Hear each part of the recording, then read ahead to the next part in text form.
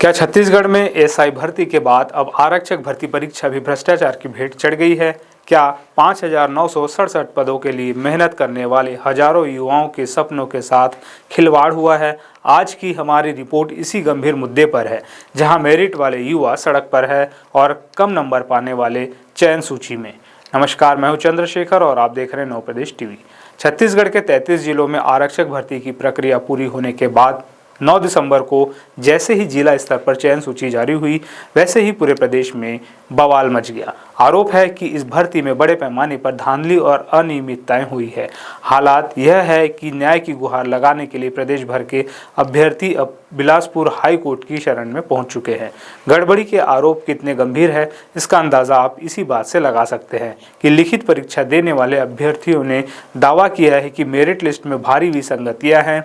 अभ्यर्थियों के अनुसार कम अंक पाने वालों का चयन कर लिया गया है, जबकि ज़्यादा अंक लाने वाले योग्य उम्मीदवारों के नाम लिस्ट से गायब है। उदाहरण के तौर पर एक ओबीसी अभ्यर्थी को शारीरिक परीक्षा में 76 और लिखित में 60 यानी कुल 136 अंक मिले, फिर भी उसका चयन नहीं हुआ। वही आरोप है कि मुंगेली जिले में ही उससे कम नंबर वाले कई उम्मीदवारों का चयन सामान्य वर्ग से कर लिया गया है। गुरुवार 11 दिसंबर को बिलासपुर हाईकोर्ट के बाहर बड़ा जमावड़ा देखने को मिला। भारी संख्या में कैंडिडेट वहां जमा हुए। हालांकि पुलिस ने उन्हें वहां से हटा दिया। इसके बाद ये सभी पुलिस ग्राउंड में इकट्ठा हुए। यहाँ एक दिलचस्प वाकया हुआ। जब पुलिस के जवानों ने उन्हें वहां से भी हटने की चेतावनी दी तो अभ्यर्थी सीधे एसएसपी ऑफिस पहुंच गए।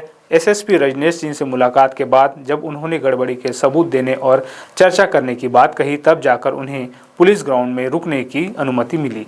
अब बात करते हैं उन तकनीकी खामियों की जो सीधे तौर पर भ्रष्टाचार की ओर इशारा कर रही है। कोंडागांव और नारायणपुर जैसे जिलों से चौंकाने वाली जानकारी सामने आई है। अभ्यर्थियों का दावा है कि एक ही एप्लीकेशन नंबर पर अलग अलग नाम दर्ज है।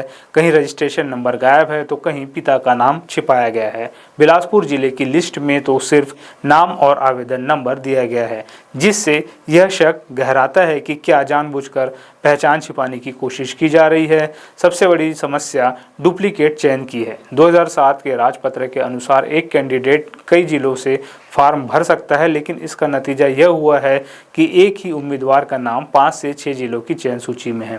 अब सोचने वाली बात यह है कि एक व्यक्ति तो एक ही जगह नौकरी ज्वाइन करेगा, ऐसे में बाकी 4-5 सीटें खाली रह जाएंगी और वेटिंग लिस्ट का पेंच ऐसा फंसा है कि योग्य उम्मीदवार बाहर ही रह जाएंगे। अभ्यर्थियों का आरोप है कि वेटिंग लिस्ट में भी खेल हुआ है। अनारक्षित वर्ग की वेटिंग लिस्ट में जिसका नाम है, उसी का नाम रिजर्व कैटेगरी में भी डाल दिया गया है।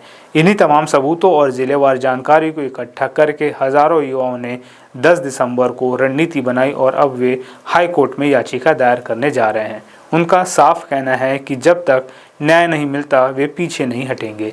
ये सवाल सिर्फ एक नौकरी का नहीं, बल्कि व्यवस्था पर भरोसे का है।